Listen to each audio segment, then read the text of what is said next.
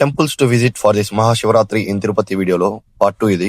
ఇంకా ఈ వీడియోలో అయితే ఫస్ట్ టెంపుల్ వచ్చేసి శ్రీ జంబుకేశ్వర స్వామి వారి టెంపుల్. ఇదైతే మంగళంలో ఉంటుంది. రేపు ఎర్లీ మార్నింగ్ 4 నుంచే ఇక్కడ పూజలు స్టార్ట్ అయిపోతాయి.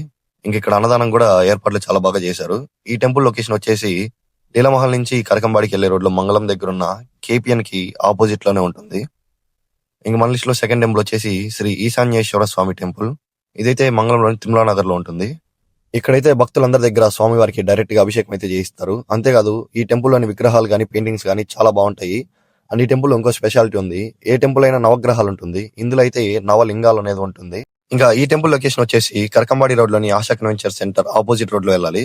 ఇదే రోడ్ లో అతి పెద్ద శివలింగం అయితే కన్స్ట్రక్ట్ చేస్తున్నారు, అది ఇంకా కంప్లీట్ అవ్వలేదు.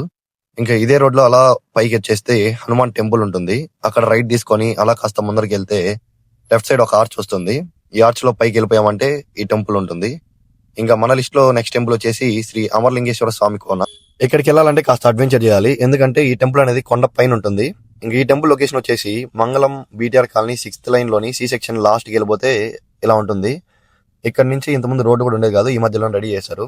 ఇంకా ఇక్కడ నుంచి ఒక 2 kilometers అలా ఆఫ్ రోడింగ్ ఆ ట్రెక్కింగ్ చేసుకుంటూ అలా కొండపైకి వెళ్ళిపోవాలి. అక్కడ ఉంటుంది ఈ టెంపుల్. ఇది ఈ వీడియోకి అయితే. మళ్ళీ నెక్స్ట్ వీడియో కలుసుకుందాం. మన పేజ్ ఫాలో చేసి పెట్టుకోండి.